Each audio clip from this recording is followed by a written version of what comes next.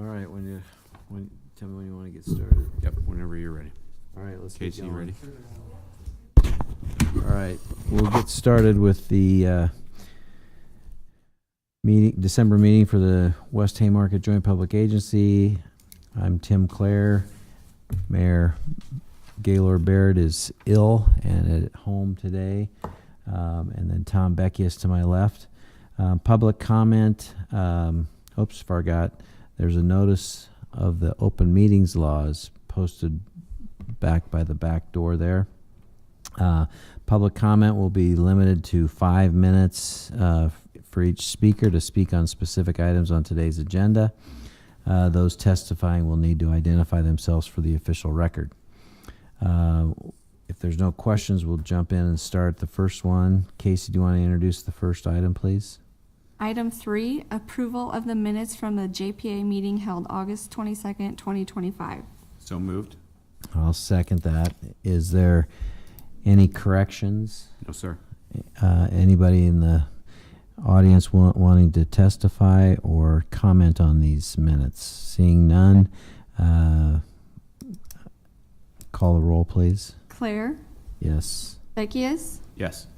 Motion carried 2-0. All right. Item 4, approval of the payment register for August through October 2025 and review of the expenditure report as of October 31st, 2025. Good afternoon. So before you today, there's a complete payment register of all the payments made by the JPA. In August, September, and October, I'll go through just several of the highlights that I think the board would be interested in.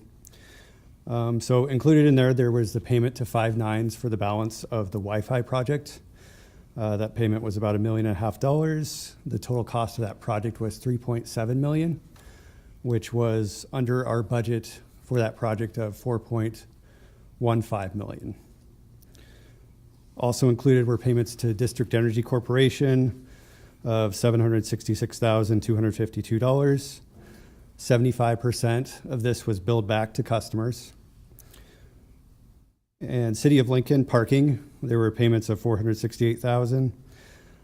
That's another service where we pay parking, and then the JPA generates revenue, and $924,368 of revenue was generated there. The last payment I'll highlight for the board today is the payment to Daktronics for $133,091. That is the last payment for the scoreboard, other than the tariff payment that you'll be considering later on in the agenda. Mm-hmm. And I just wanted to highlight that the total price of the scoreboard, all in with the tariff payment, was $4,936,142, which was well under the budgeted amount of $6 million. So we had a couple major capital investments in the last year that came in well under budget. So great news there. So both the scoreboard and the Wi-Fi, both significantly under budget. Both significantly under budget, yes. Yep. Any questions on that before I move on to the next one? All right, so the next report we have is called the Operating Expenditure Report. So page 1 of that, the first page of it, starts off with a statement of revenues and expenditures for the entire West Haymarket JPA. So total revenue for the first 2 months, you'll see on that report, was $8.7 million. This included occupation tax collections of about $4.2 million. And then the first half of the Build America back subsidies are in there under the intergovernmental revenue line. Total expenditures were right around $3.7 million, and that resulted in an excess of revenues over expenditures of $4.97 million. All of that's in line with our forecast. We expect in the months leading up to December, before we make our principal and interest payments on the bonds, to have a healthy excess in anticipation of those payments that we make each December. Next page is the occupation tax summary. There again, that starts off with a comparison of our occupation taxes for current year compared to last year. So far, for the first 2 months, we're at 4.2 million. You'll notice that's a slight decrease of 0.13% if you compare year over year. That's really due to month-to-month variability. I did check the numbers for November, and you'll see next month that we've caught up, and we're now 4.5% over last year's projections, or last year's actuals, excuse me. So what does that mean? I mean, tell me. Yeah. Explain that. Yeah, so month-to-month variability. What? Tax filers generally pay monthly or quarterly. They have the flexibility to choose that when they're filing their returns. For the occupation tax. Correct, and we're booking that on a cash basis. So we do see some just regular variability in when those payments get submitted. So you will see, if you're comparing a 2-month period from a year ago, you may pick up on some of that variability compared to another 2-month period this year. But if you're comparing larger time periods like 6 months last year compared to 6 months this year, that month-to-month variability really averages out. So I just wanted to touch on the negative 0.13 that you'll see in that report and say that's not indicative of a decrease in occupation tax collections. We've actually seen them go up this year. Right. So if you would add those figures back into our current year to date, the 4.24, what would be you said the delta is 4%? It's 4.49%. Okay. Yep. So what is that? What are we short, quote unquote, this month that we're just late timing wise getting filed or paid? Year over year, once I add in November, I don't have that with me right now, but I can tell you year over year, if I look at the first 3 months, add in that next month in November, we're actually 276,000 above the prior year, which is equal to 4.49%. Okay. Yep. All right. That is all I have on occupation taxes. Oh, I will highlight one more thing because I know you like to hear this. The original projections. I think we should all like to hear this because I think this is pretty exciting. Specifically, Regent Claire, I know you've asked me about this before. And I will ask you for 12 more months. All right.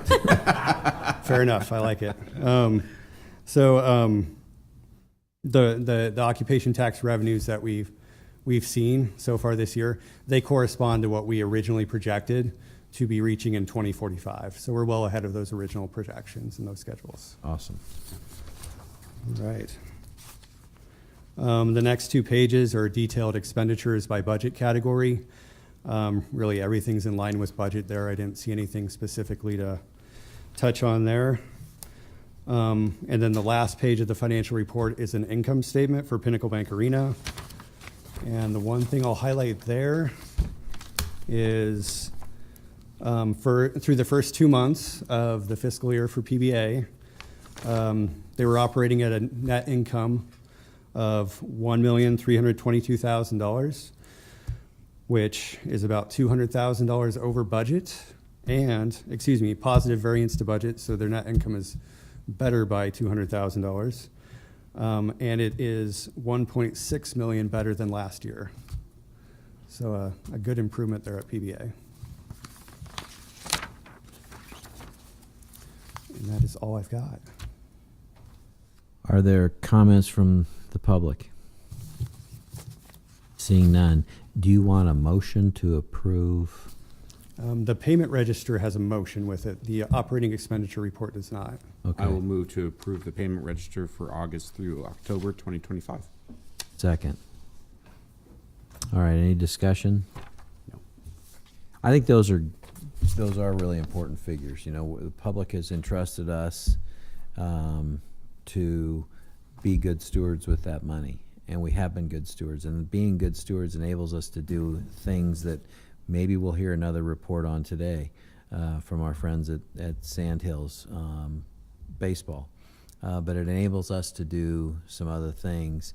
and that are within the footprint of the JPA, which helps the community. So I do like to hear that figure. I do like to know where we are, and I do think I speak for my colleagues on the board.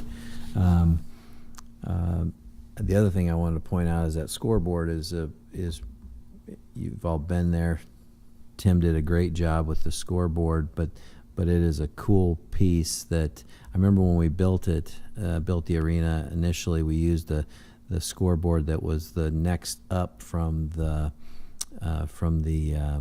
Staples Center in LA, and it had more pixels per inch or however they measure it, and this is a step up obviously from that. So I mean, not only are we being good stewards, but we've got a great facility as well. So those are just some comments that I wanted to make.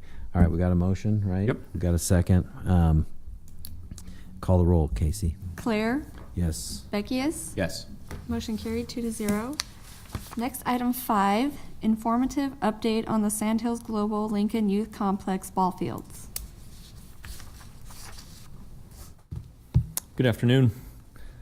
Jeff Mall, Executive Director of Visit Lincoln, also Vice Chair of the Sandhills Global Youth Complex Board of Directors, and joined by Joe Fegler, our Facility Director, very proud facility director that's going to talk a lot today about successes at First and Cornhusker.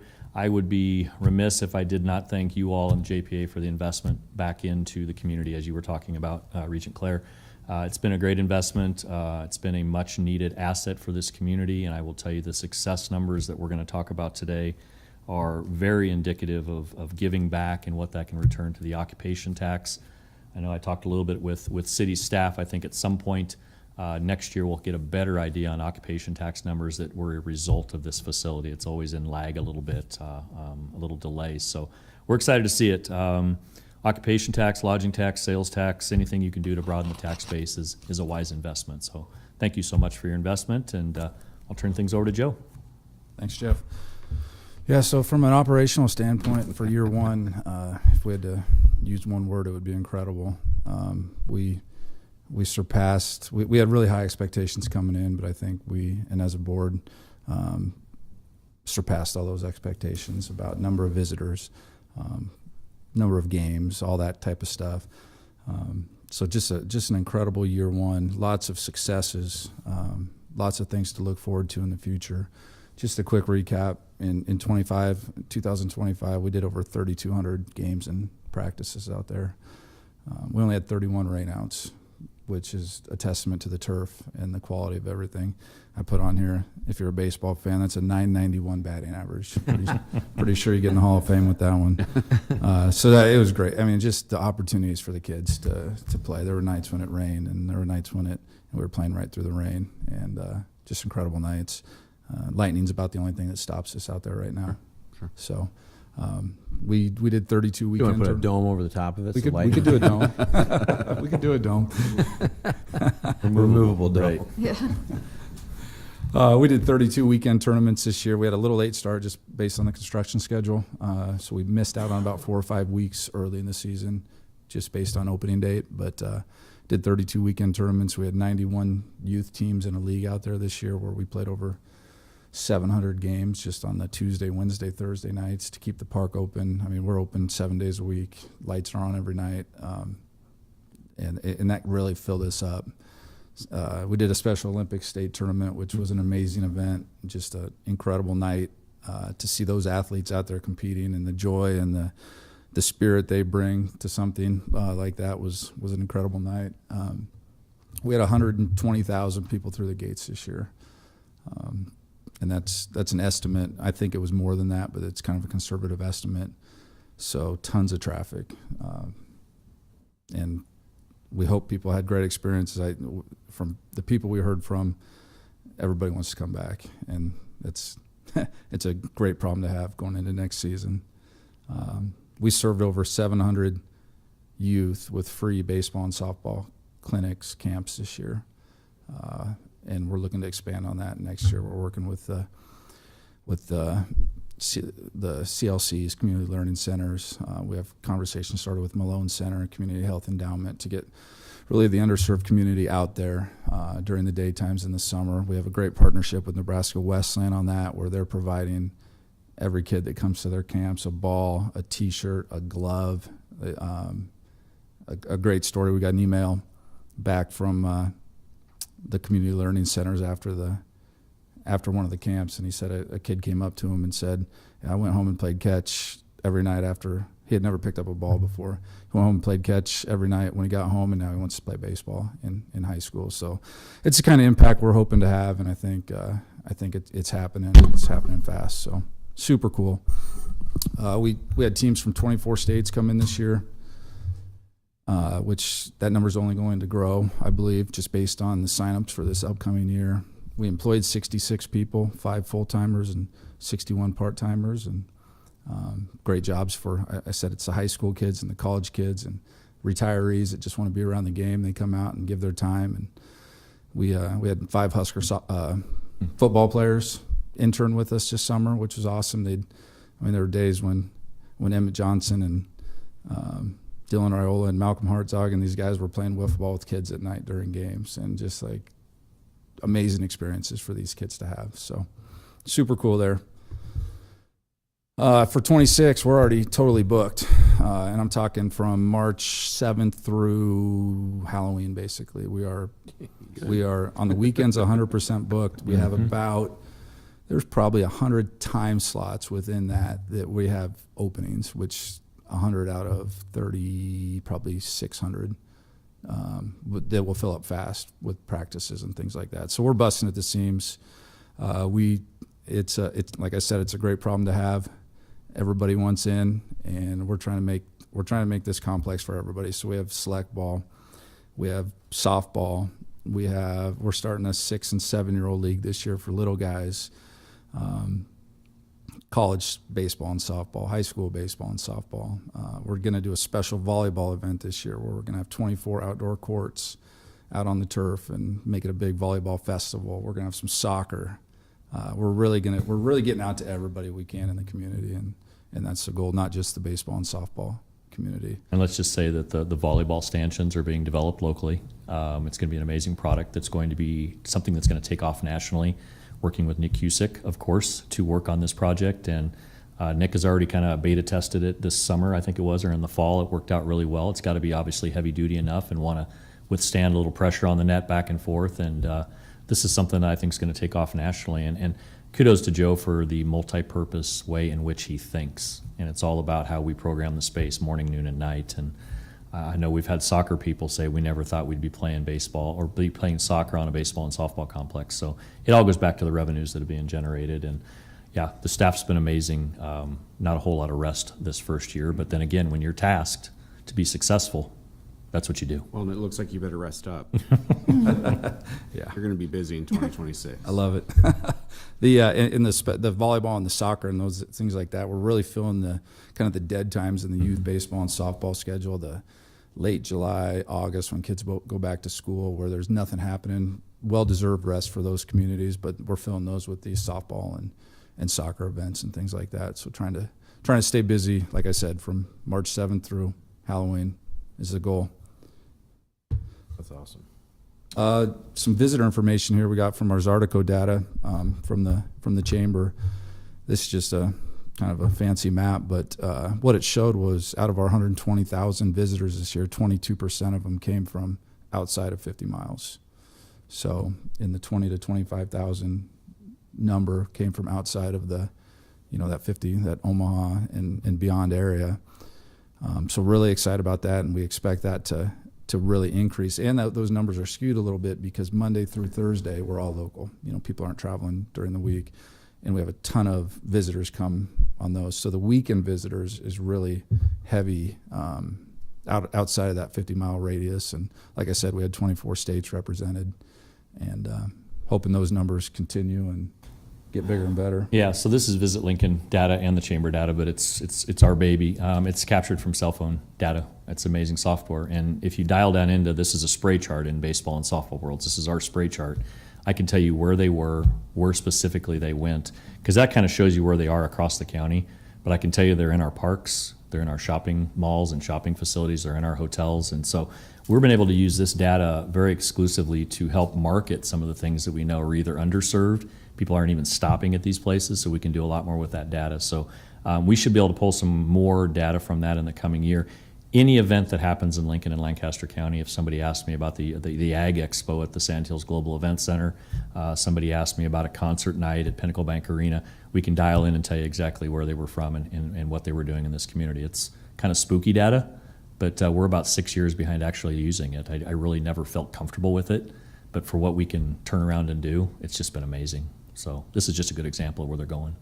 Are the states that you said represented, I think 24 different states, are those from just the Midwest area, or are they from some of the coasts? Whereabouts? Yeah, so definitely all the bordering states. And then this summer we had teams from Washington, Oregon, Idaho, California, Las Vegas, Houston, Ohio, Virginia, as well as all the Missouri, Nebraska, Iowas, Kansases, South Dakota, North Dakota. We get a lot of the teams, the South Dakota, North Dakota teams come down a lot. But yeah, all over the country. A fair amount of teams flying in.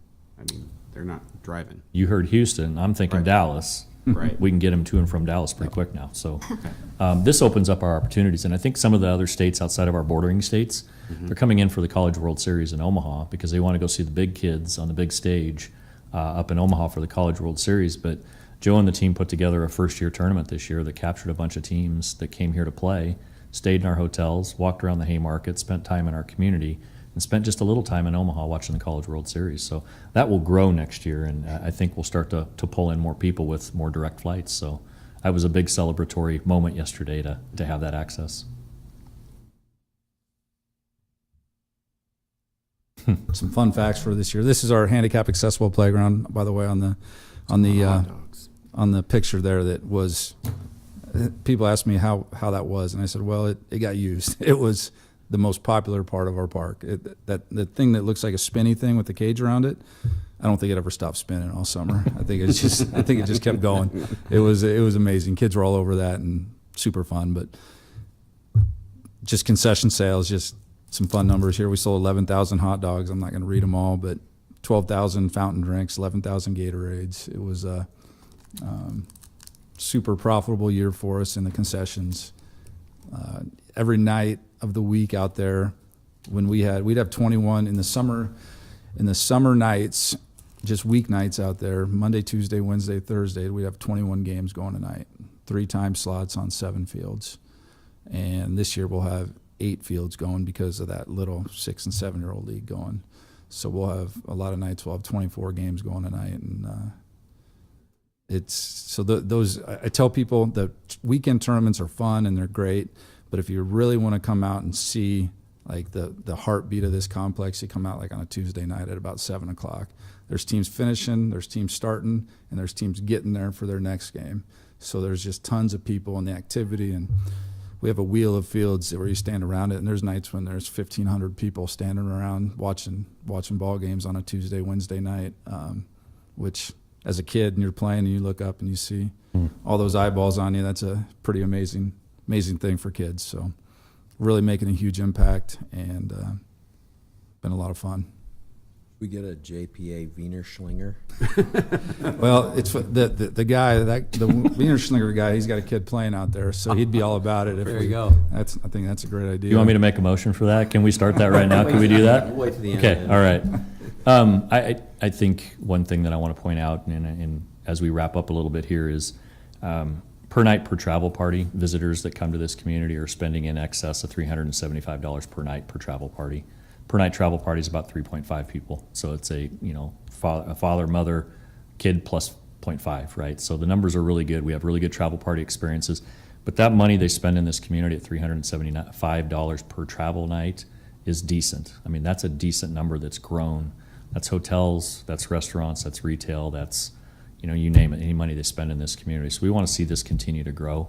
From a facility standpoint, as the guy that gets to market this community as a destination, like we are in a space right now that when we go to trade shows, Derek Bombeck's our director of sports, everybody wants a date at the Sand Hills Global Youth Complex based on first-year success, based on the storytelling, the social media experience. And without dates, it presses us a little bit more to want to be more dynamic in the community with what we do and next steps at First and Cornhusker. I've had a lot of conversations with people that want to start to turf more facilities in Lincoln because of the playability, because of the ability to do more games. And it was interesting this year for Joe and team, that first night we had rain on Parks and Rec league play, and it rained out early in the day. Guess what they called? Because they all wanted an opportunity to go play. So I'm doing my very best right now to pull together various organizations, private sector fundraising, to try to do as much as we can to make the community more playable while still serving a very underserved audience, and that's the kids that can't afford to pay to play. So it's a good problem to have, but I think I'm in go mode right now to try to do more. I don't know if there's some way that we could figure out, because I don't disagree with anything you're saying. I want to be able to have some information relative to our fiduciary duty and how this travel, how this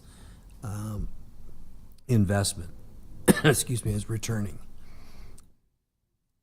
profits. And so if you could get data that would show what hotel room occupancy has been, what restaurants, and I don't know if they can if the patrons can even say, yeah, we're here from for a baseball tournament, but I'd like to be able to show that or know that information, because I think it would be good data to have to show that to the community that this investment in baseball, not only is it a top shelf facility, but it also is returning profits back to the occupation tax, which, as we said earlier, we're very interested in. And I'd be remiss if I wouldn't thank the PEDS for their contribution to this amazing facility as well, and their support on it too. It's without the PED family, we would not been able to probably get this done. And we're definitely tracking that data. And I know I've talked with several of you about just making sure that we show that return. So I think one of the things we can do next year a little bit better is there's some QR code technology out there that when you walk into a restaurant and you're visiting from out of town and you're part of a tournament, there are special menu offerings to those that attend the tournaments. You click the QR code, we capture the data. So there's a lot of things we can do. Restaurants are a little bit harder to capture, other than we can take a look at sales tax and occupation tax returns during peak nights. And I will tell you, during next June and July, with all that's going to happen in this community, we should be able to draw some pretty good data from that, which should be able to include the youth complex as well. So, just anecdotally, from what you hear from folks that are visiting, what do we feel like we know, at least? I mean, are most folks staying out on North 27th Street? Or are they staying in the Haymarket? What do we anecdotally? What have you looked? Anything you've been able to grasp? Yeah, I feel like most are in the Haymarket area. Okay. Out of town guests for sure. Yeah. Okay.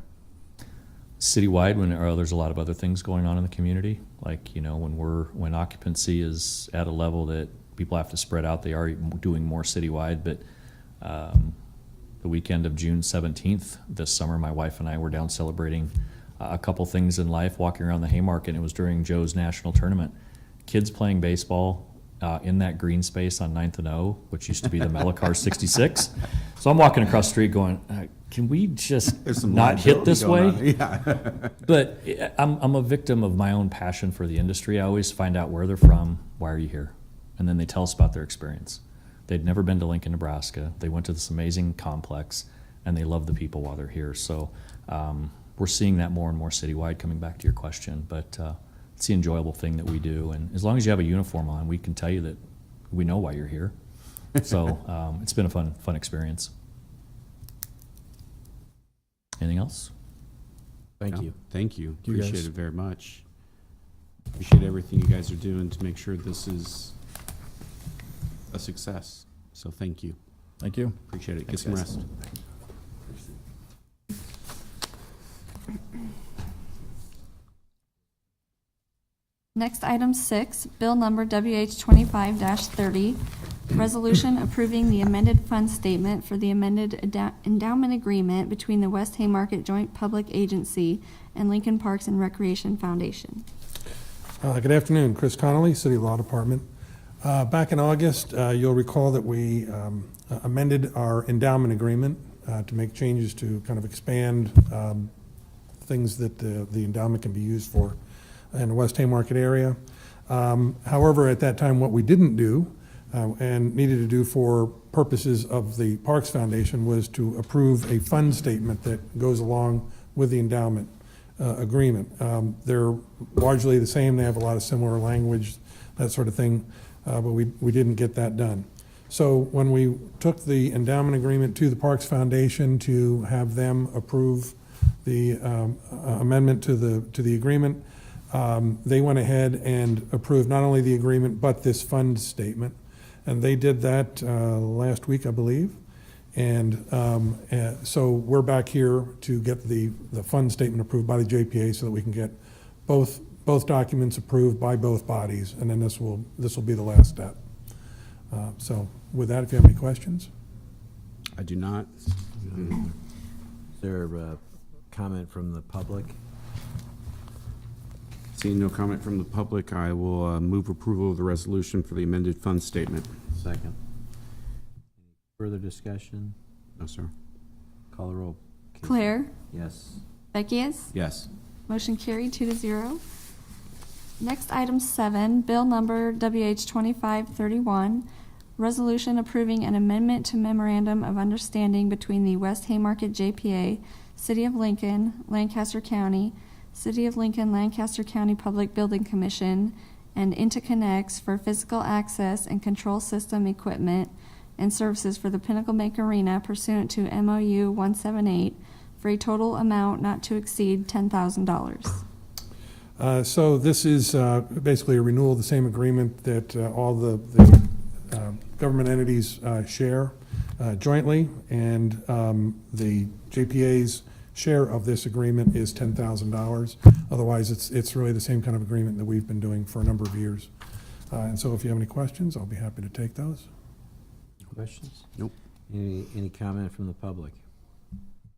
Seeing none? Seeing none, I'd move approval of the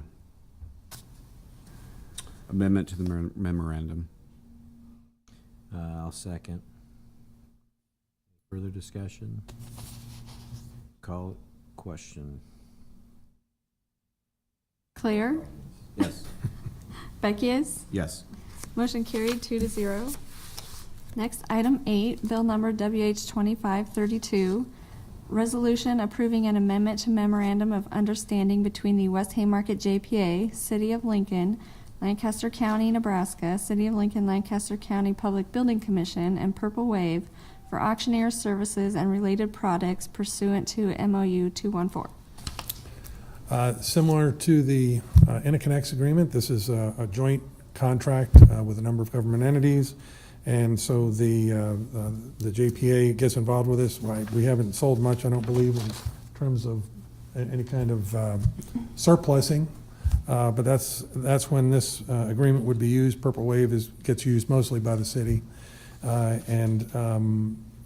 the maximum amount of out-of-pocket would be $2,000, and that's not even their fees. That's really more for if we needed to move things around to put it someplace where it would be more easily sold, that kind of thing. So it's basically the same agreement we've had with them for a number of years, but it's being renewed. And so if you have any questions, I'd be happy to take those. No questions. Questions? No. Any comment from the public? Seeing none, I'd move approval of the resolution, 2532. I'll second. Any further? No, sir.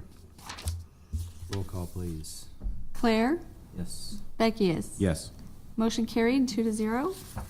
Next, item 9, bill number WH2533, resolution approving a contract between the West Haymarket JPA and Alpha Video and Audio for Vitech IPTV system support for the Pinnacle Bank Arena pursuant to sole source number SS277 for a total amount not to exceed $75,595.18.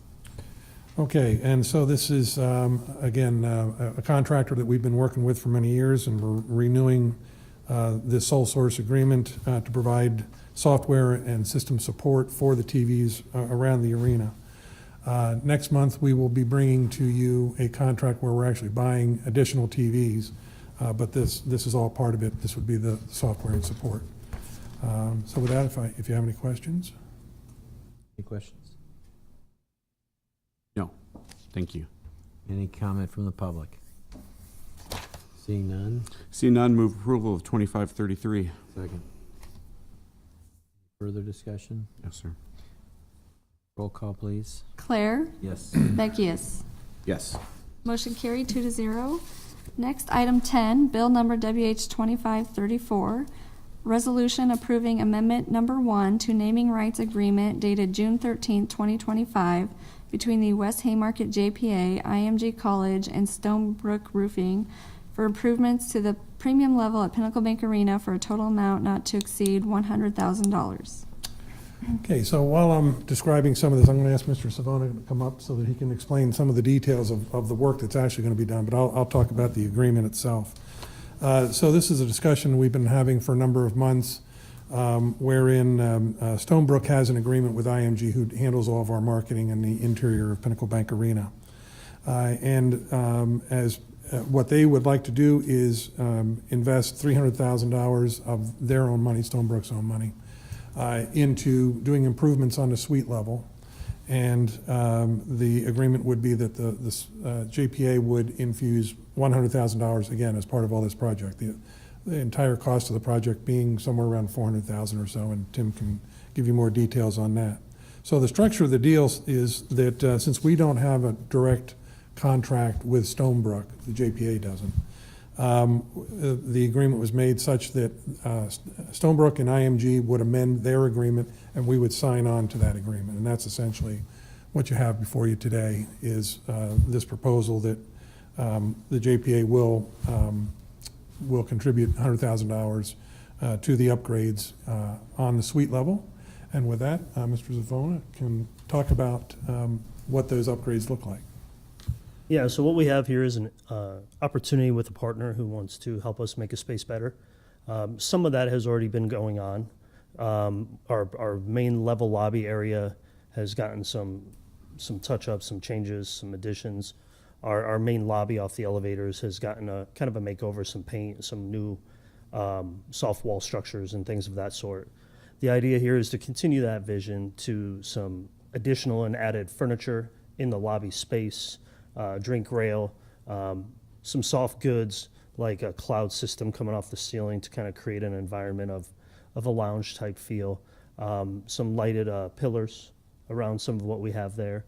And the thought is this is an area that has been, we haven't done anything to since we've opened. We've really been intentional about where we focus and why we focus there, and trying to be quite fiscally responsible in doing so. I think this is a pretty unique opportunity where we have a partner who wants to help us create a space that all can enjoy, primarily on their own dime. And so this is a small piece. The primary piece of this is the furniture, the drink grill, and things of that sort. The existing items we do have right now, the furniture, it's kind of a hodgepodge. We have some stuff that was there when we opened. We have a lot of stuff that is from a alternate location in the venue that doesn't quite match. The color schemes are different. And then we also have like round tables that we drop and sometimes throw linens on and things of that sort. So we would return some of the stuff to its original home in the venue. We would fill out the space with more soft goods. We're trying to invite an area that brings people sooner, that creates a space for people to entertain, hang out, visit, much of which is based on feedback that we've heard, to give the area a makeover, if you will. So I hope that helps paint a full picture. We won't be discarding of anything. We do have added needs around the building for tabletop type situations. We envision some of this being able to be repurposed around the concourse as well. Sure. Where people can stop and, eat their hot dog and things of that sort. Yeah, my initial concern's too hard of a word. My initial question on this is what's going to happen, because to your point, you haven't done much with the space, there hasn't been a ton of activity at the space either. And so the question would be, some of these tables and the chairs, they're in good order, and can we use them at other spots around the arena area? Yep. And that is our plan. Good. You know, I'll be watching this pretty closely, Tim, just because, you know, obviously on the premium level, we want to make sure that those users are having the premium experience that their sponsorship has paid for. But also, you know, I'm interested in making sure that throughout the facility, every concourse, every level, you know, part of going to the arena is hanging out, for lack of a better term.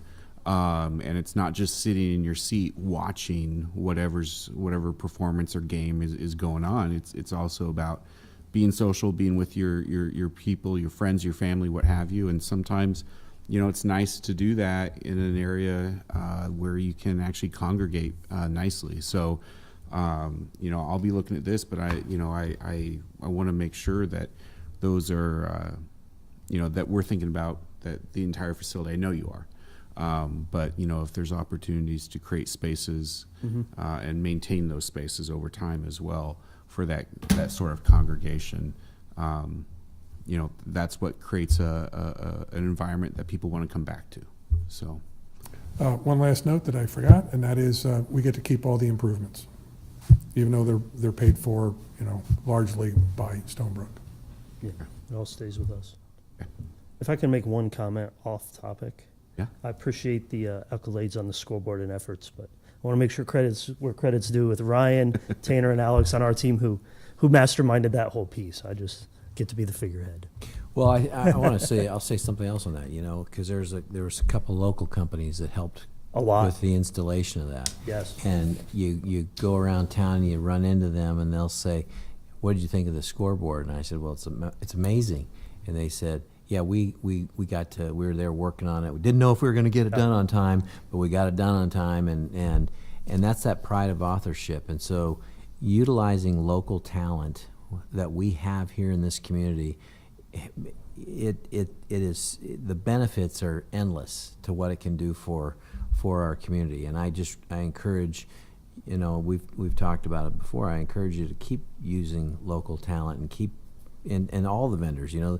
When we first built this place, we did a tally, and 91% of the people that we paid that worked on this project, that worked on the arena, were from Nebraska. 91%. And if you recall, when we built it, we were building it during a tough economic time, and so. But we didn't miss a beat here in this community because we were taking care of our own, and I just think that was so important, and it's important from an economic standpoint, and it also gave people, like I said, the pride of authorship.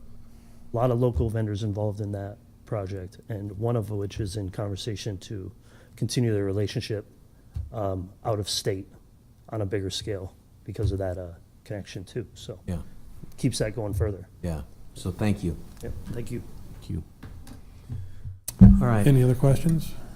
No, All right. Any public comment? I would move approval of 2534. I'll second. Any further discussion? Nope. Call the roll, please. Claire, Yep. Beckius. Yep. Motion carried 2-0. Next, item 11, bill number WH 2535, resolution approving a purchase order between the West Haymarket JPA and Stage Right Corporation for single-sided alpha roll risers for the Pinnacle Bank Arena for a total amount not to exceed $17,511. This is for the purchase of some staging components that get used for various shows. It's replacing some are being added, but it gives them some flexibility on how they configure the staging components. And so if you have any other questions, I'll be happy to take those. Any comment? Do not. No. All right. Any public comment? Seeing none, I'll move approval of 2535. I'll second. Further discussion? No, sir. Call the roll, please. Claire, Yes. Beckius. Yes. Motion carried 2-0. Next item, 12, Bill Number WH 2536, resolution approving parking rights and storage space estoppel agreement between the West Haymarket JPA, TDP Phase 1, and Cornhusker Bank, consenting to the assignment of project parking rights and storage space rights to Cornhusker Bank. TDP Phase 1, of course, is one of the original developers in the West Haymarket area, and we have a parking rights agreement with them. In order to build their projects, they obtained financing initially from First National Bank of Omaha, and as part of their security agreement with First National, they assigned their parking rights in the agreement that the JPA has with them. And so now they're looking to do refinancing with Cornhusker Bank, and so they want to essentially move the assignment from First National of Omaha to Cornhusker Bank. And so it's a straight up assignment. There's no financial impact to the JPA as a result of this. So, do you have any questions? No, I don't. Public comment? Seeing none. Move approval of 2537, or excuse me, 36. I'll second that. Any further discussion? Call the roll, please. Claire, Yes. Beckius. Yes. Motion carried 2-0. Next, item 13, Bill Number WH 2537, resolution approving a contract between the West Haymarket JPA and MTZ Construction for concrete replacement at the loading dock at Pinnacle Bank Arena with cost not to exceed $107,665. Okay, so this is in relation to some concrete work that needs to be done in the dock area on the north end. There's been some spalling and some cracking that has occurred there over the years. And so this is an effort to fix that and provide a more stable floor for that environment. And if you have questions, we'll be happy to take them. We also have people here that can give you more details. Is there any warranties or anything like that we've got? I'm sure there's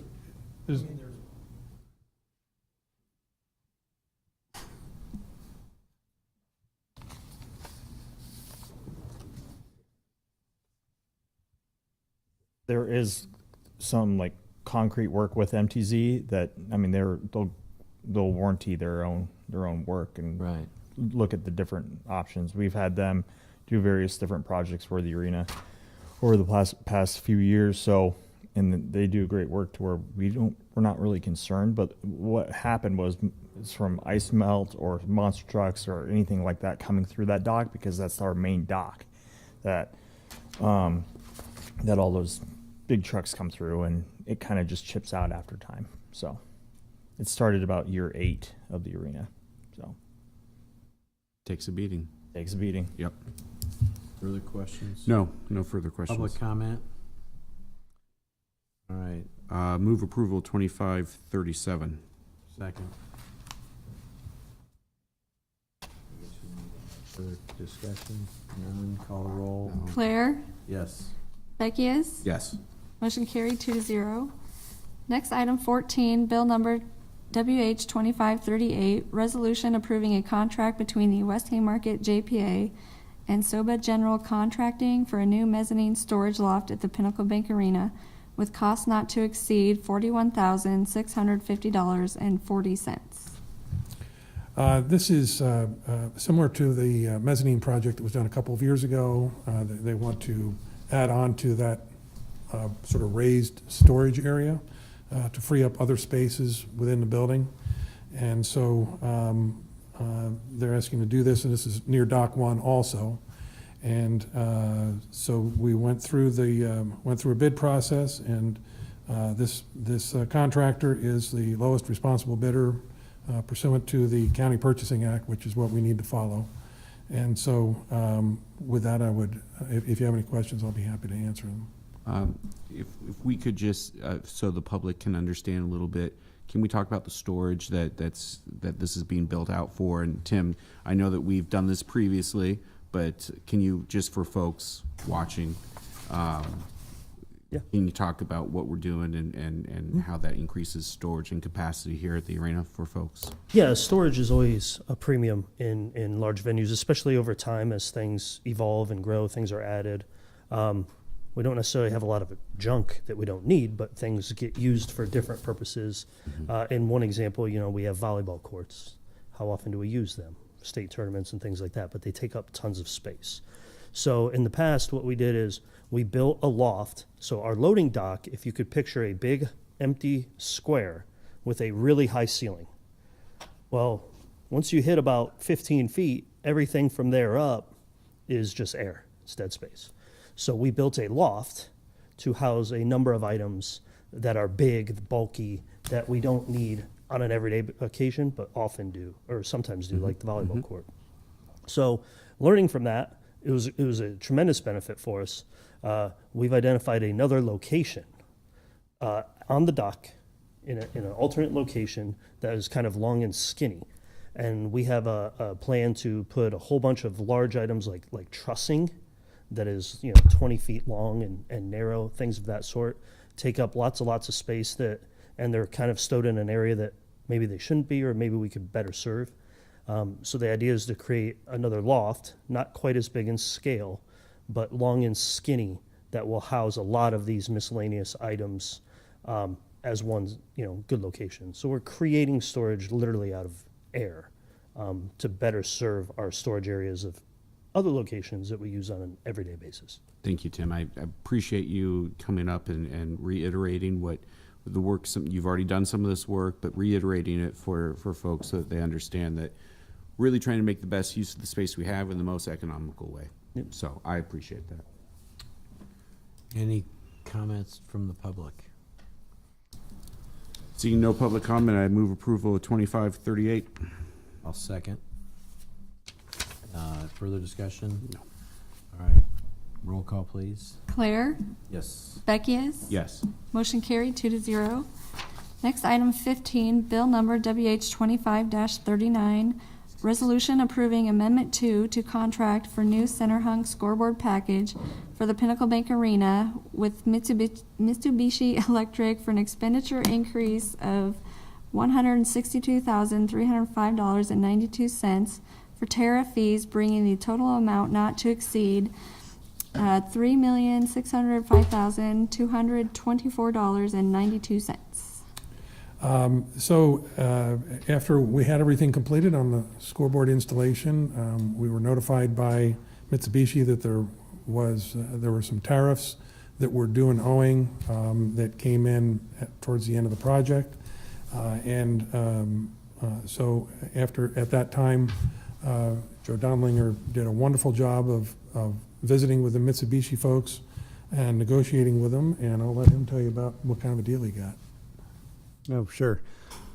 So the total charges of tariffs and custom duties were around $239,000, I believe, just north of that. We approached Mitsubishi Electric and just wanted to see if they'd be willing to work with us on bringing down those costs. And they fortunately were willing to work with us. They came about 31% of the way down, so it gave us a concession of about $80,000, and we ended up only needing to pay $162,000 of those tariff costs. And so this will be in addition to what we've already paid, but it is in the contract. There were terms that talked about tariffs in the contract, so this is not like sprung on us. But they were late in getting notice. They've been very transparent with us. They provided us with all kinds of documentation that spelled out how the tariff was being calculated and what federal agencies were involved in that sort of thing. So I think we're satisfied that we know all we can know on this and that the numbers were correct. Good. Thank you. Further questions? No, just thank you for the negotiation in terms of trying to bring the price of, the tariff is what it is, but bring our responsibility for the reimbursement down. Appreciate that. Like Chris said, obviously something that we knew that we may be responsible for, but not knowing necessarily what those dollar figures were going to be. And needing to move forward regardless. But I do appreciate the work that went into bringing that total tariff down so that folks here in Lincoln aren't, needing to pay more than we need to for those tariffs. Appreciate the work. Yep, I agree. Public comment. Seeing no public comment, move approval of 2539. Second. Further discussion? No, sir. Casey, call the roll, please. Claire, Yes. Beckius. Yes. Motion carried 2-0. Item 16, the next meeting date will be held Thursday, January 22nd, 2026 at 2:30 PM here in council chambers. Fantastic. Motion to adjourn? Move to adjourn. Second. Claire, Yes. Beckius. Yes. We're adjourned. Thank you.